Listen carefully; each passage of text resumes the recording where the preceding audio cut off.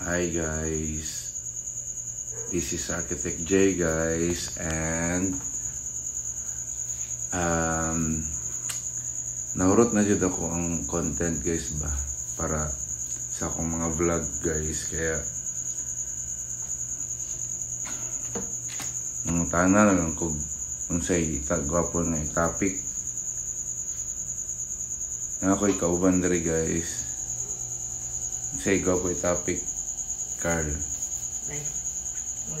Life daw. Kung anong ganyan si Carl guys, deep kayahang mga thoughts ba. Life yun, grabe yun.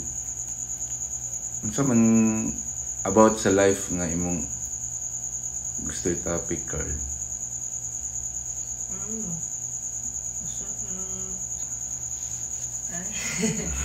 Narating ni mo ron ba? Wow, ako gitang topic. Life na ko na yung topic nila eh. Kuha na lang siguro.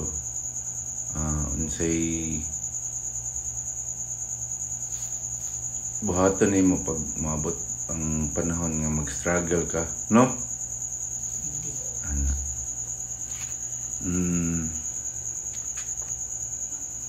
Unsay buhaton na to nga kuan? Unsang struggle no sample? Unsa nga struggle? Sa eskwelahan, sa kuan, sa ban. Hindi. Silahan. Dalil ang eskwelahan, siyempre. Actually, wala man struggle ng eskwelahan.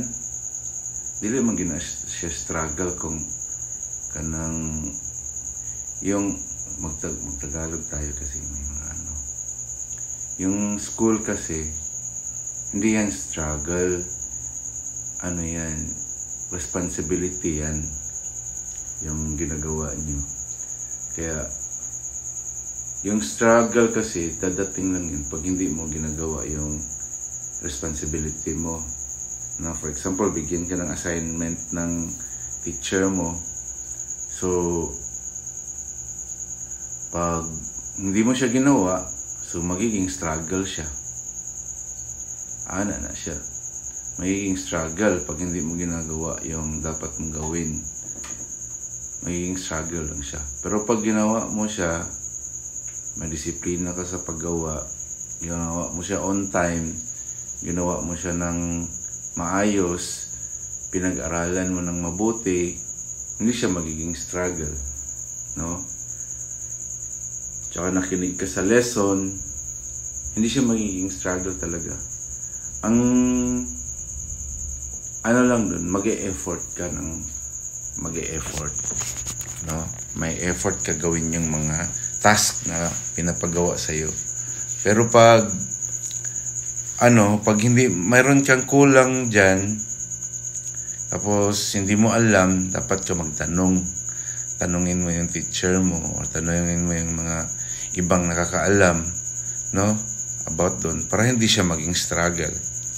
So, pag magiging struggle lang yung mga task mo, o yung mga assignment mo, o yung mga gagawin mo sa school, kung hindi mo siya gagawin ng tama sa oras o sa tamang panahon. Kaya dapat, pag binigyan ka ng task, pag-aralan mo talaga. Kung hindi mo alam, magtanong ka, at bigyan mo talaga siya ng time. Tsaka dapat may effort ka na gawin yun para matapos mo yung task na gagawin mo. Ayun. Mura man kukuha na niyo eh. Murag ka ng na.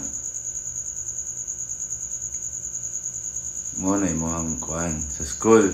Isa pa man about sa life, manggudagan kayo yung life, different, ako kayo og scope ang topic na life.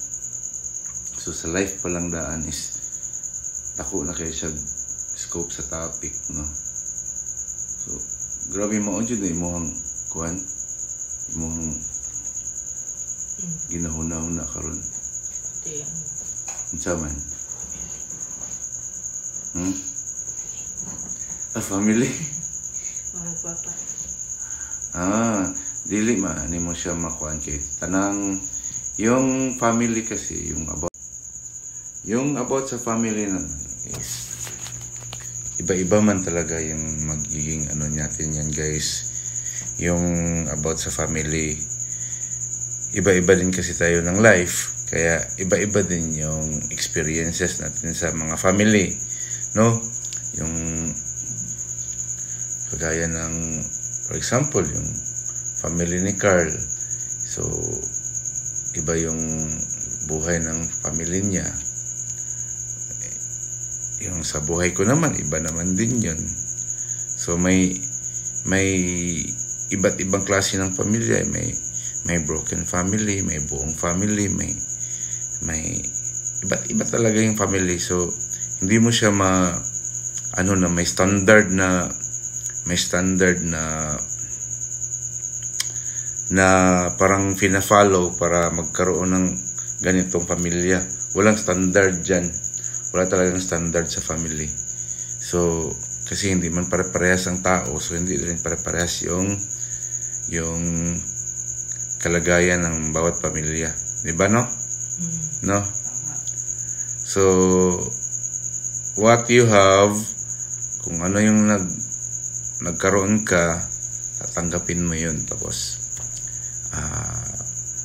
mag-adapt ka na lang. You adapt na lang sa situation. So, kailangan mo na lang maging adaptive ka, no?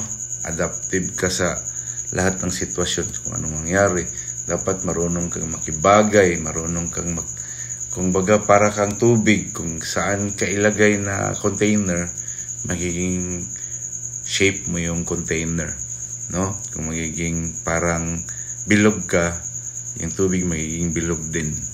Parang ganun. So, dapat anuhin mo yung sarili mo. I-adapt mo lahat ng situation. Kasi pag hindi ka nag-adapt, lalabanan mo yung sitwasyon, walang mangyayari sa'yo. Mabibigo ka lang. O kaya, hindi ka, o against the flow ka, parang ganyan. So, mahihirapan ka lang. So, ang gagawin mo, adapt. Kung ano yung sitwasyon, gamitin mo yung sitwasyon para maging malakas ka or gawin mo siyang inspiration yung situation. Hindi yung pag nakita mo yung sitwasyon, surrender ka na agad, no? Pag nakita mo na ganito ang mangyayari, ganito nangyari sa iyo, nawalan ka ng ganito, nawalan ka ng ganyan, iiyak ka na lang. Hindi ganun. So, dapat maging adaptive ka. Yung katawan mo, yung pag-iisip mo, yung ginagawa mo, yung dapat adaptive. No? Yes. So, ganun. So, lahat ng problema may formula yan para makuha mo yung solusyon. No? Ganun guys. No? Grabe naman tong topic na to guys. Napakalalim na yung mga topic. So, guys, kagaya sa amin guys, mga arkitekto, binibigyan kaming mga problem, no? Ganito, bigyan mo kami ng bahay, gawan mo ako ng bahay na ganito, na maliit, gusto ko malaki yung ganito, bedroom, ganyan. So kami, nilalagyan namin doon yung sarili namin. Bilang isang arkitekto, nilalagyan namin yung sarili doon na kami yung gagamit sa bahay. No? Kaya, magkakaroon na yan ang solusyon. So, yung mga standards, yung mga pina-follow natin ng mga proseso, saka na yun, papasok. Ganun. So, yung mga ganyan, yung mga standards natin, yung mga process natin, yung mga system natin, yung mga concept natin, yun lang yung magiging guide. Pero ikaw talaga dapat ilagay mo talaga yung sarili mo sa isang pag nagsosolve ka ng problem. Ganun guys. Pag nagsosolve ka ng problem guys, dapat hindi ka hindi ka sad, hindi ka masyadong masaya, hindi ka magalit, ganun. hindi ka, guys, hindi ka lonely, ganyan.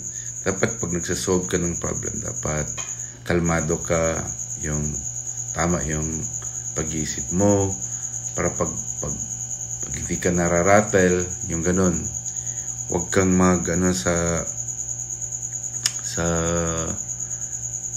yung masyado kang masaya, huwag kang magdesisyon pag masyado kang masaya. Mamamali ka. Tapos masyado ka namang malungkot, huwag ka din magdesisyon.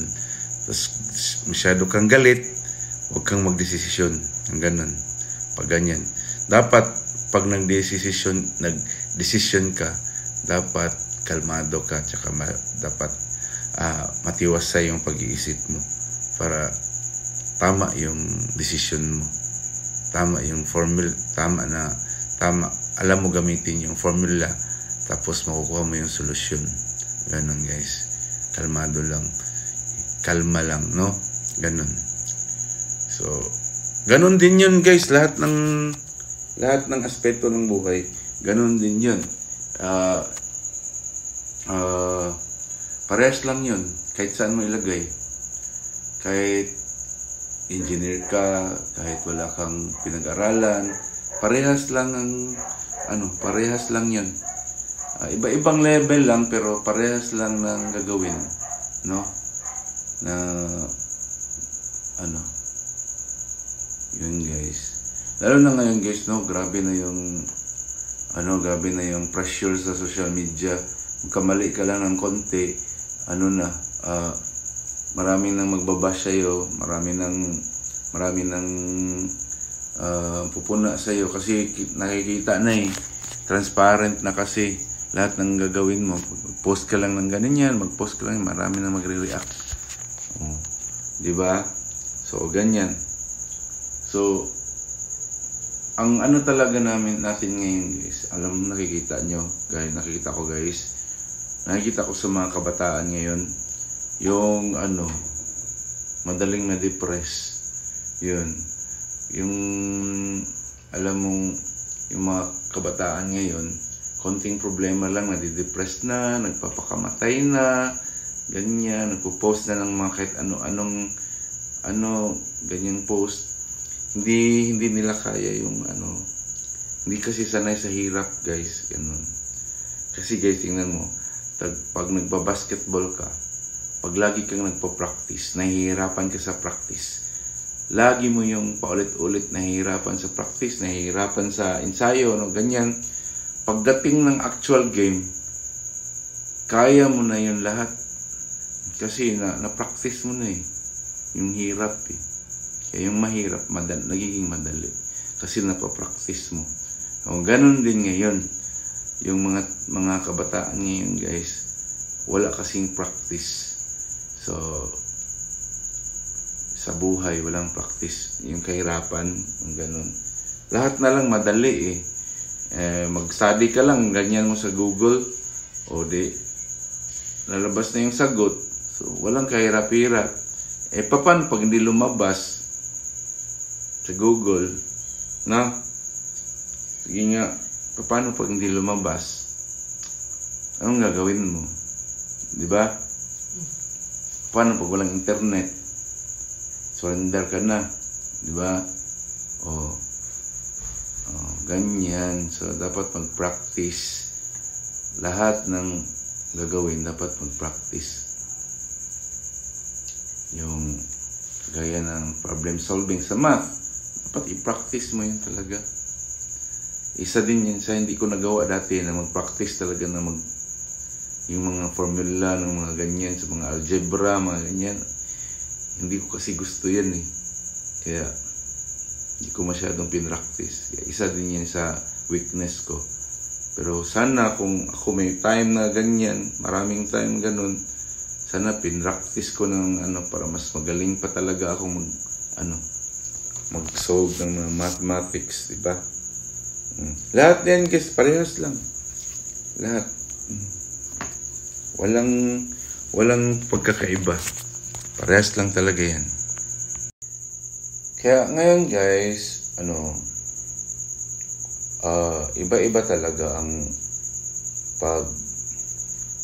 pag ano mo sa buhay, no? Iba-iba talaga yung approach. Pero parehas lang yung solusyon, no? Isa lang. Yung formula parehas lang, pero yung approach iba-iba. So, kasi nag-iiba-iba yung approach kasi depende yan sa strength mo, depende sa training mo, depende sa environment mo, ganyan. Depende sa mga kasama mo, depende sa factors to consider na ano mo sa iyong sarili, no? Maraming factors na to consider, guys, na pag nagsosolve ka ng problem, no ba? Marami ka talagang dapat iniisip na factors. Kasi, for example, meron kang problema sa tuition fee, no? Tapos, yung iba, walang problema kasi na may parents sila, may mabayad dyan, yung parents. Yung iba, kahit may parents, wala nang pera ang parents, so problema din. So, yung iba naman, walang parents, pero may pera, di ba? So, iba-iba talaga paano mag-solve ng mga ganyan. Pero, isa sa niyan, guys, equivalent niyan, guys, equivalent. Kahit iba-iba yung consideration mo sa pag-solve ng problem, iisa lang din yung solusyon, tsaka iisa lang din yung formula. Ganun lang. Iba-iba lang yung approach. Kaya ako, guys, sa tanda ko na to, guys, lahat yata halos ng problema ay naranasan ko na. Wala talagang problema na hindi nasusolve talaga sa lahat. Kulang lang ng dasal, ganyan. Dasalan mo lang, no? Hingi ka ng guidance, ganyan. Pag may problem ka, hingi ka ng sabi nga sa kasabihan, tuhod at sahig lang, no? Ang kulang para ma-solve mo yung mga problem, tuhod at sahig. Tuhod at sahig. Ibig kong sabihin sa tuhod at sahig, guys, yung luluhod ka, tapos manalangin ka, tapos yun, hingi ka ng guidance. Yun talaga, guys, spiritual.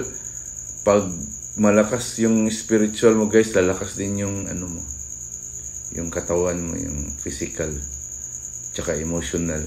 Pag malakas yung spirito, di ba? Yes. No? Ganun yun eh. Saan ba yung spirito?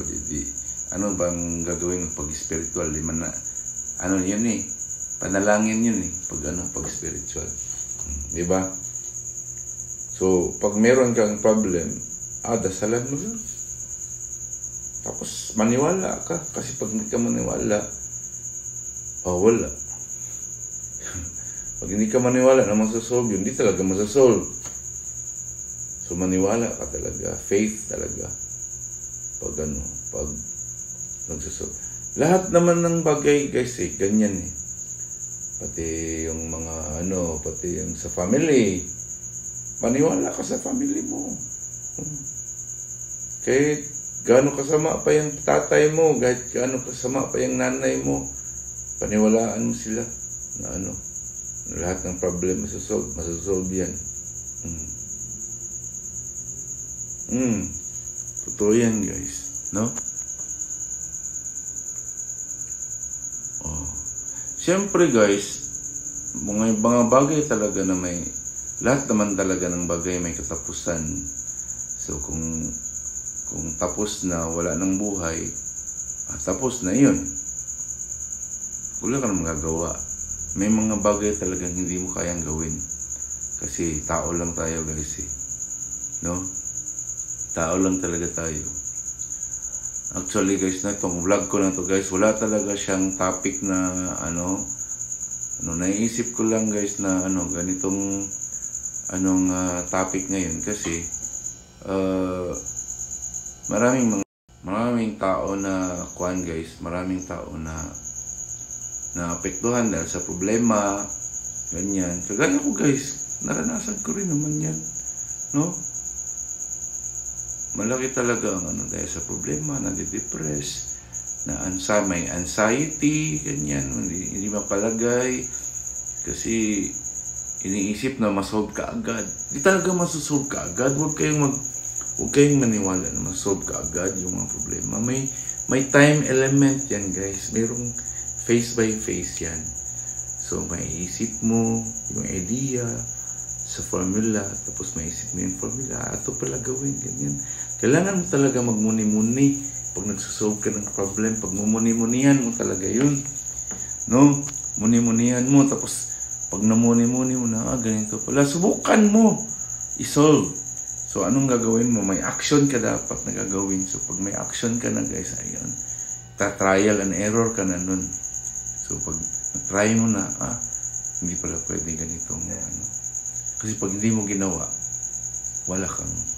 hindi mo masusolve. Dapat gawin mo. Kahit anong problema. Kahit ano-ano pang problema, no? So, ang mangyayari sa iyo, guys, pag hindi mo tinry, iniisip mo lang ng iniisip, anxiety lang yan, guys, tsaka depression lang mapunta, tsaka stress lang. So, gawin mo talaga, mayroon ka talaga. Pag naisip mo na yung solusyon, gawa ka ng action. Pag gawa ka ng action, hindi na tupad yung isang action, isip ka na naman ulit ng iba. Ito na naman. Action na naman agad. So, wag mo naman agad, action na agad.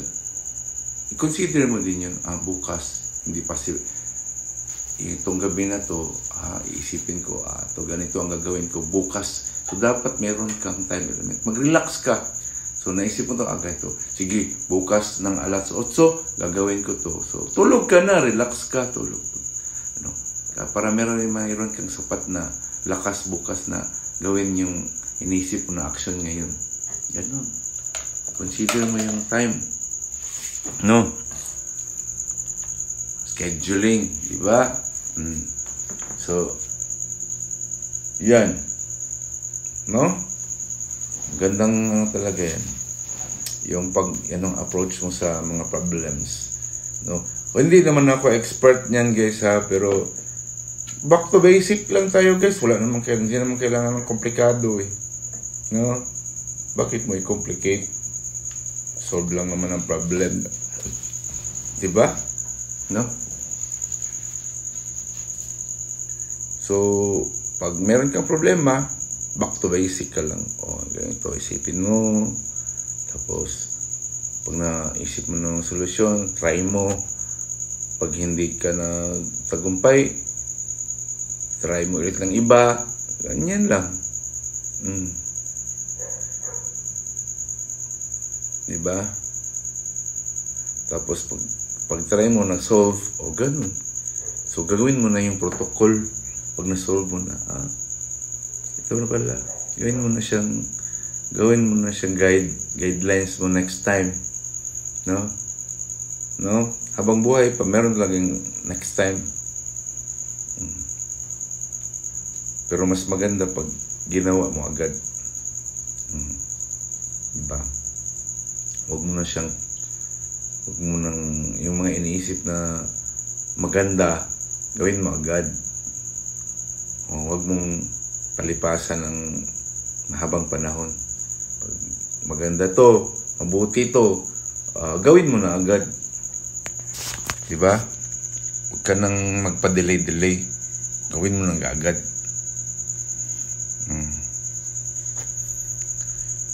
Yung iba naman, guys, iniisip na hindi ko maano to kasi hindi kami mayaman, mahirap lang kami. Okay lang yun, guys. Alam nyo, guys, no? Kung mas simple ang buhay, mas maganda. Alam niyo, wag na kayong mainggit dun sa mga may kotse, may mga sasakyan, may mga magagandang bahay. Huwag kayong mainggit yun, guys. Alam mo ngayon, guys, no? Ang kailangan natin ngayon, maging masaya. Yun. Maging masaya, maging kalmado, maging kahit konti lang ang kainin mo, okay na, no? Huwag na masyadong maghangad ng yung masyadong mataas yung pangarap na ganyan. marirealize mo rin kung nandun ka na, nakuha mo na siya, no? Nakuha mo na siya. Okay lang pag nakuha mo. Pero pag nandun ka na, maghahangad ka ulit ng mas mataas pa. Tataas yung yung wala ka ng satisfaction. Kasi dadami din yung pangangailangan mo. For example, may bahay ka ng malaki, so maghahangad ka pa ng maraming pera kasi anong i-maintain mo sa bahay mo? Yung kuryente malaki na, maraming aircon, may ganyan, maraming ilaw. So maghahangad ka ulit ng pera na mas marami para ma-maintain mo yung mga ganyan.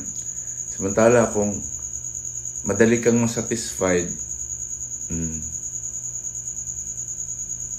hindi ka na yun lang naman ang technique ng guys, yung satisfaction, mag-satisfied ka. Kung mataas naman talaga yung ng kaligayahan mo, yung hangad mo talaga mataas, wala tayong magagawa nun. Kung ganun ang iniisip mo. Pero kung kaya mo naman, sige, go ahead. Walang problema, no? Pero dapat masatisfied ka. Lagyan mo ng limit. Lagyan mo ng satisfaction yung sarili mo. Kasi pag hindi mo nilagyan ng satisfaction, wala na. Magiging gahaman ka na. Greedy ka na. Greedy ka na sa kaligayahan. Pag greedy ka na sa kaligayahan, magiging masama yun. Lahat naman ng sobra masama.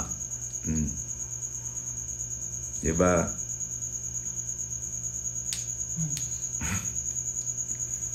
Nakinig yung kasama ko dito. Para akong radyo ukay. So, alam nyo guys, pag pinag-uusapan natin yung buhay, ganyan, maraming idea. Marami. Kaya yung toko, may toko kami. May buhay din yung toko. So, yung problema ng toko, yung kakainin lang niya, di ba? Pagkain niya, tinan mo yan, yung mga toko, yung mga butiki. So, ang iniisip lang yan, pagkain nila sa ganong oras, yung oras na yun, pagkain.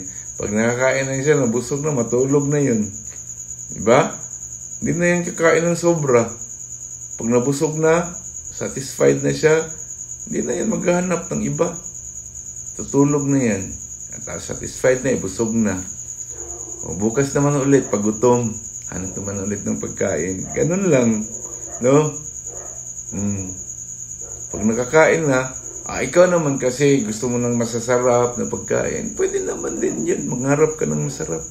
Paminsan-minsan, walang problema, sige. Kung gusto mo ng mga masasarap na pagkain, di magtiyaga ka, magtrabaho. No? Hanap ka ng pera, magnegosyo ka, ganyan. Pag nakuha mo na yon, dapat satisfied ka.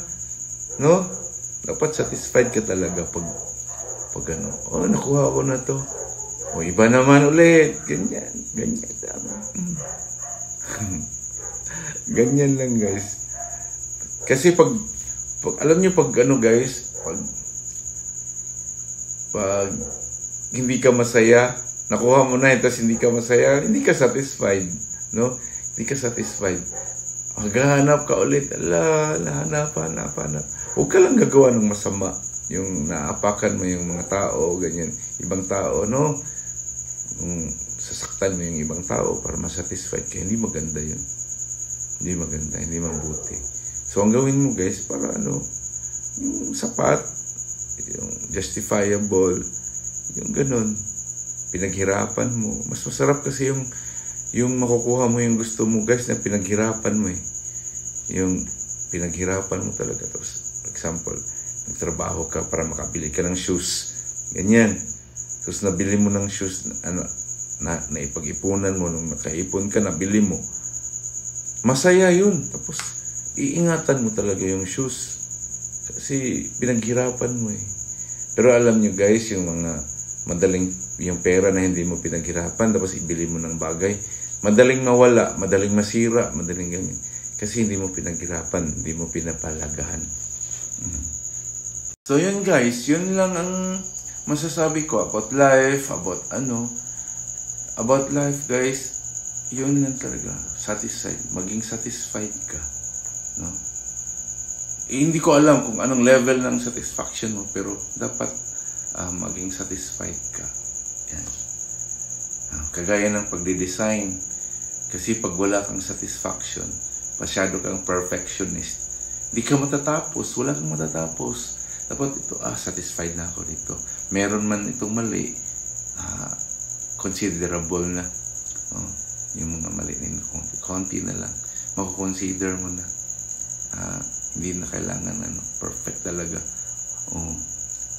Masyado ka namang perfectionist, hindi maganda. Wala kang matatapos na project. Pag malulugi ka. Ganon, guys. Ganon din sa architecture, ganon din sa civil engineering, ganon din sa basic problems natin, ganon din sa yung payak na pamumuhay, ganon din. Walang difference. Nagkaka-difference lang sa mga levels na yan, pero same lang din ang be satisfied, guys. Yan. Okay, guys, that's it for my vlog, and I am Architect J for Architect J Vlog. And once again, guys, maraming salamat sa inyo sa panonood ng aking mga vlog. At sana, guys, huwag kayong magsawa na manood sa aking vlog.